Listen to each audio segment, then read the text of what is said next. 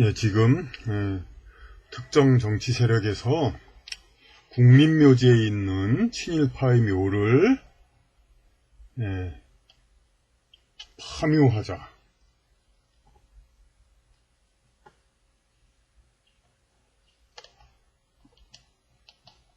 파묘하자, 그런 말을 하고 있습니다. 친일파,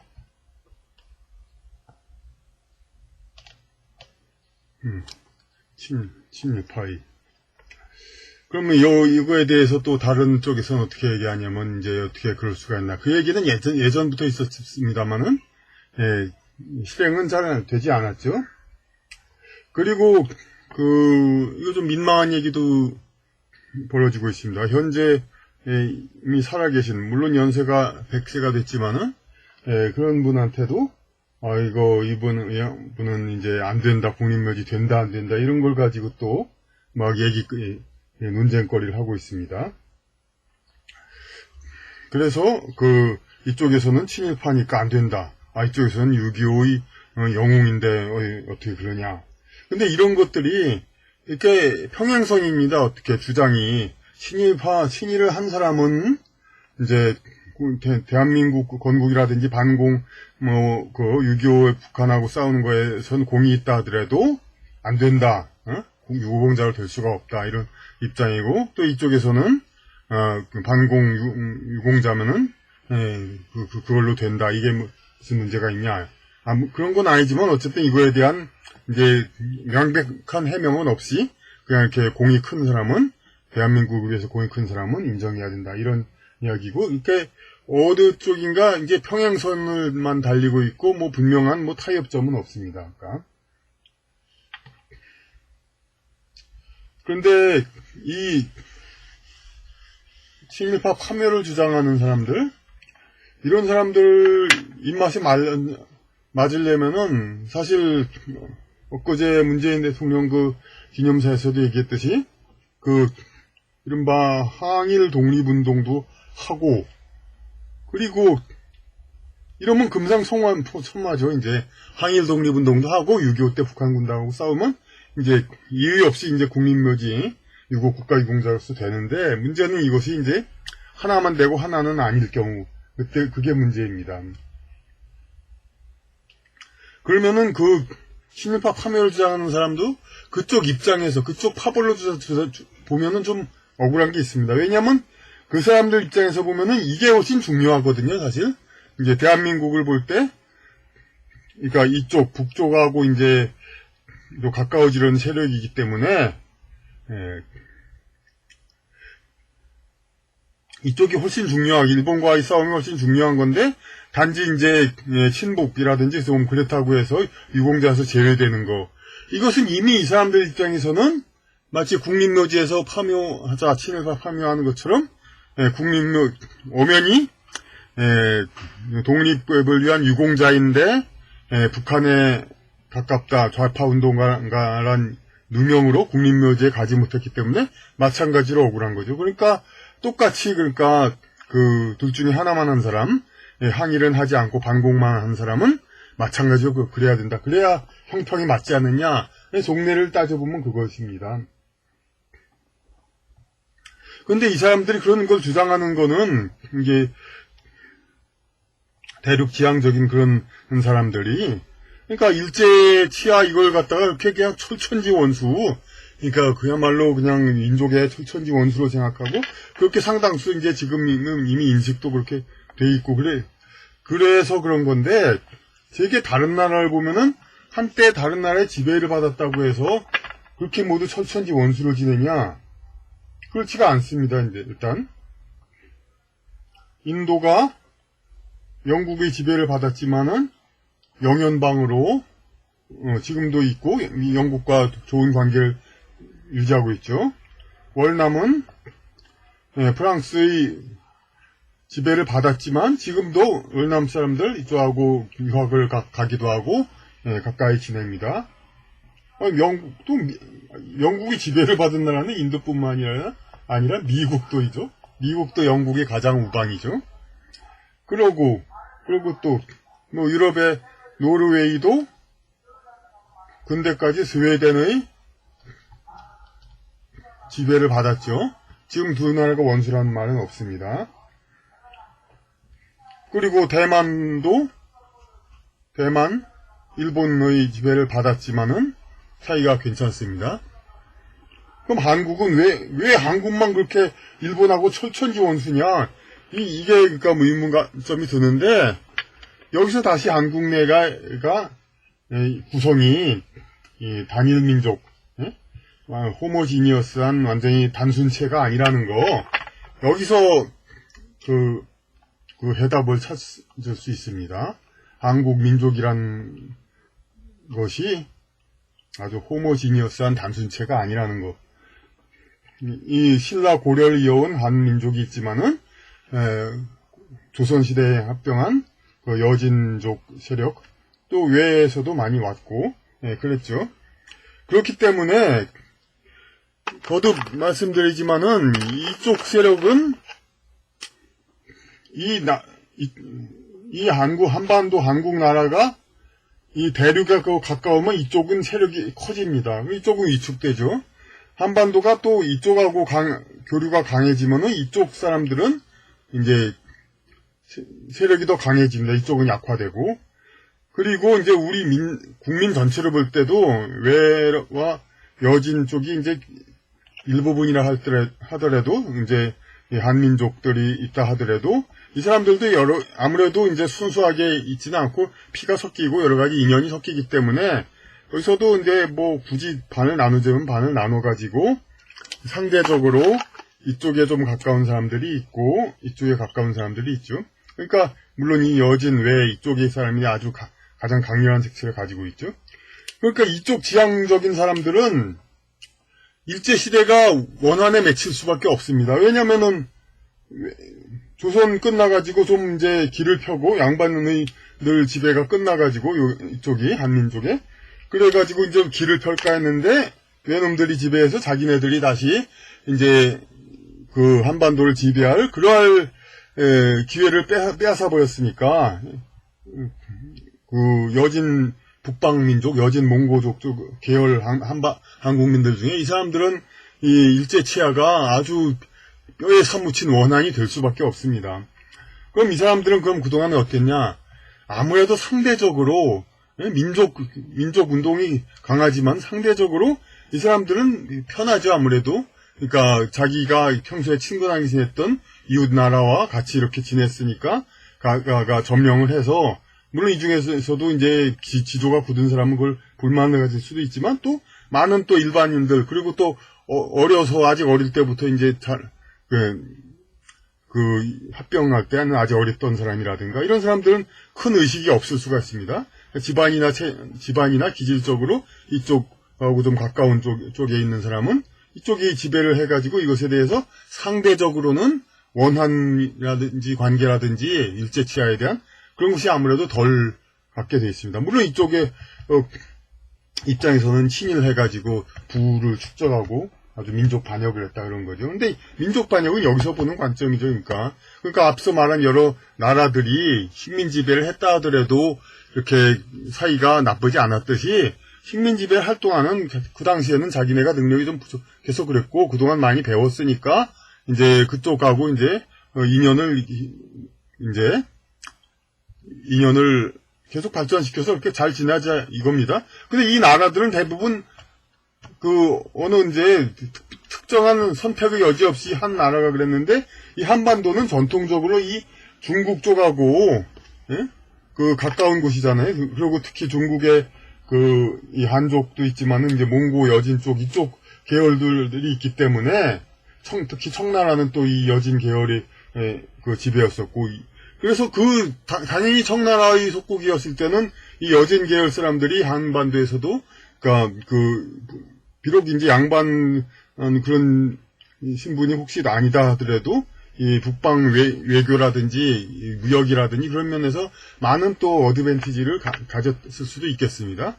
그런데 이런 이쪽 계열 사람들은 이쪽 해양 쪽으로 한반도가 한국이 이렇게 넘어간 상태가 되니까 일제시대가 됐다는 건 이쪽 계열 사람들로는 아주 그냥 원한에 사무칠 수밖에 없죠. 그러니까 한국 민족의 좀 대륙 지향 계열 사람들, 이런 사람들 입장에서 그렇게 이렇게 원한이 사무친 거지, 우리 국민 전체가 그렇게 원한에 사무친 거다. 세계의 다른 나라들, 타국의 지배를 받았다 나온 독립된 다른 나라들 예를 볼 때 한국 민족 전체가 그렇게 원한에 사무쳐야 할 그러한 일로는, 그러니까 객관적으로는 평가되지가 않는 것이죠.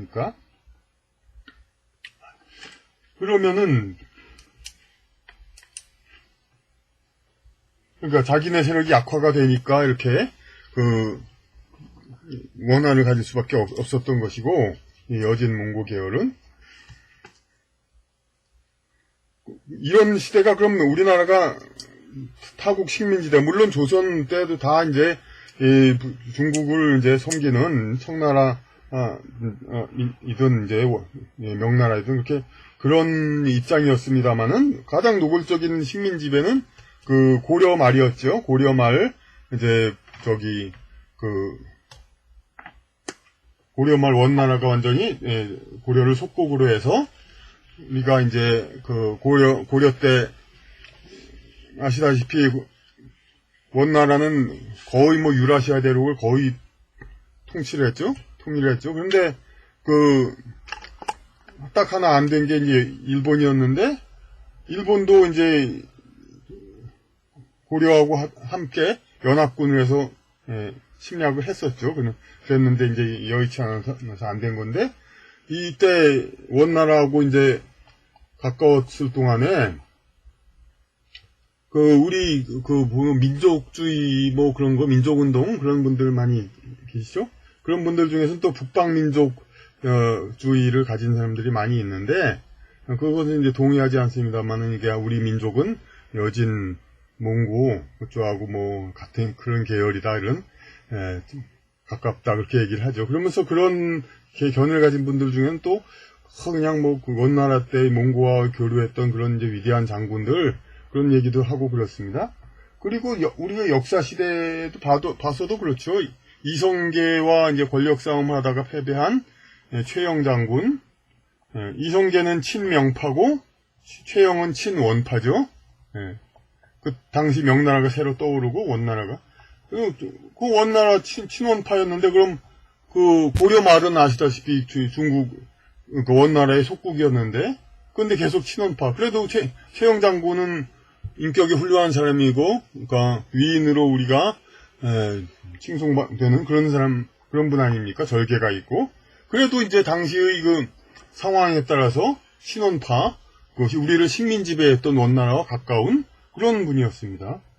그에 대해서 우리 지금 최영 장군에 대해서 친원파라고 뭐라고 합니까? 마찬가지로 사실 일제시대 때 그렇게 일본을 그렇게 친일파를 그렇게 증오하는 사람들도, 그런 이쪽 계열 사람들도, 만일 우리나라가 이제 만주국이라든지 당시에 이제 청나라가 망하고 중화민국이 있을 때 이 만주국도 잠시 있었었죠, 일본에.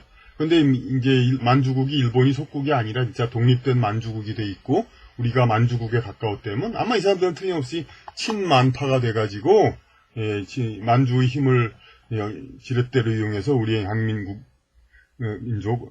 한국의 발전을 꾀한다든가, 혹은 뭐 자기 이익을 꾀한다든가, 여러 가지 그랬을 겁니다. 그러니까 친만파, 그렇게 되었을 사람들이죠, 대부분. 그러니까 그러니까 어떤 부분적인 계열의 입장이지, 마치 우크라이나에서도 친러시아파가 있고 친유럽파가 있는데, 이러다가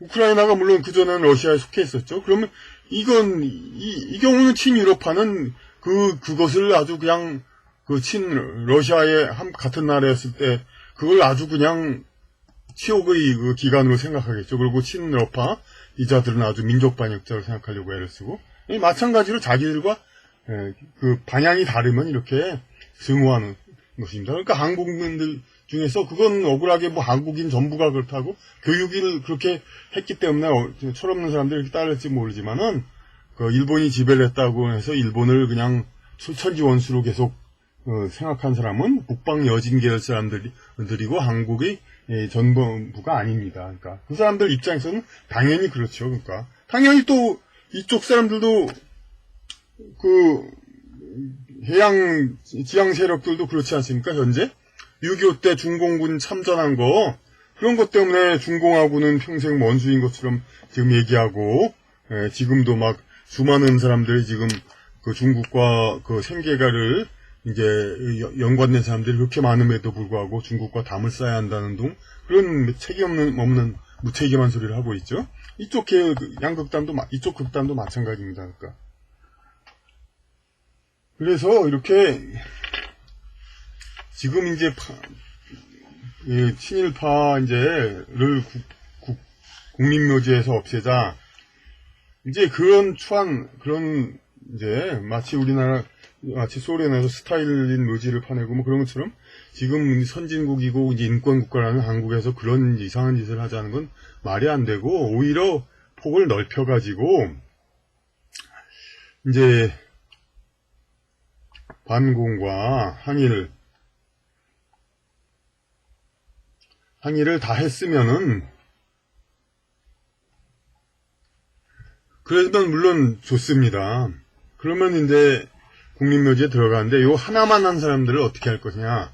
현재는 이제 요거 둘 다 한 사람하고 요거만 한 사람만 이제 국민묘지에 있는데 여기 항일을 한 사람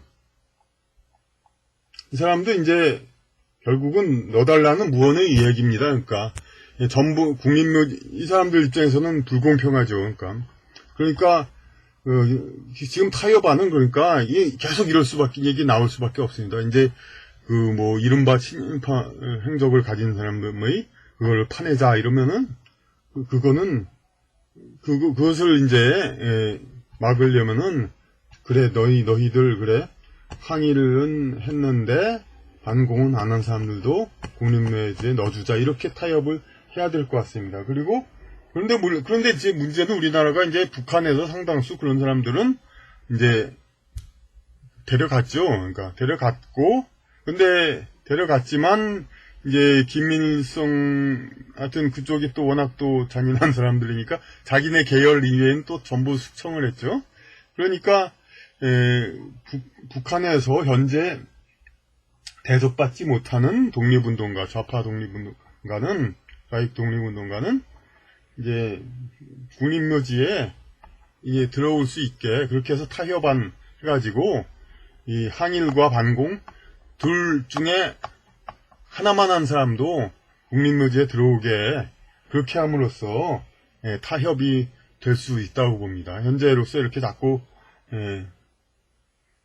반공하고 항일한 분들만 한번 모시면 그런 분들만 있다면야 제일 좋겠지만은 반공 했지만은 항일엔 미미한 사람들 아니 백선엽 장군 같은 분은 당시 30세밖에 안 되는데 마리 장군이지 사실 지금 30세 나이 그때 뭐 그렇게 역사의식 뭐 그런 거 굉장히 깊이 따지고 뭐 그런 게 있겠습니까? 그때 그러니까 자기네 집안에서 그냥 군인이 뭐 좋은 길이다 뭐 이렇게 하면 그렇게 하는 거고 그렇게 이런 거를 일일이 따지고 그렇게 하다가 진짜 남는 사람이 별 없으니까 그러니까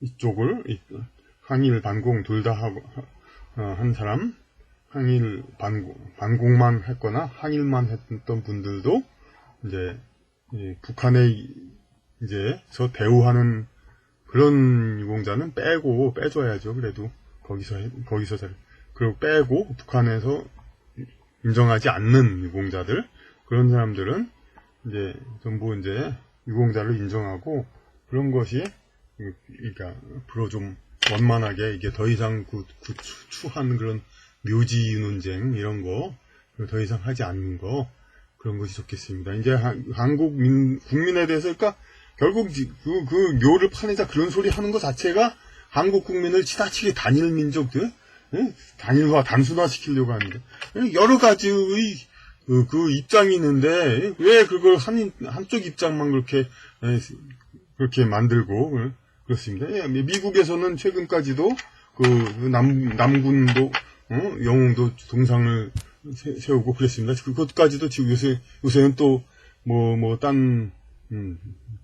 다르게 하려고 합니다만은, 한 나라가 좀 이제 아주 구멍가게 조그만 나라가 아닌 한은, 한국도 이제 옆에 중국이 있어서 그렇게 작아 보이지, 전 세계로 보면 작은 나라가 아니지 않습니까? 그러니까, 그 국가 내에서의 생각의 다양성을 인정해줘서, 어느 쪽, 이쪽 계열 사람들, 이쪽 계열 사람들, 해양 지향 사람들, 대륙 지향 사람들, 이런 사람들의 어떤 입장이라는 걸 인정해서 각기 자기 나름대로, 그러니까 생명과 목숨을 바쳐 자기가 현재 몸담고 있는 공동체를 구했던 사람들은 다 같이 이렇게 예우해줘야, 그래야 옳은 것이라고 그렇게 생각될 수 있겠습니다.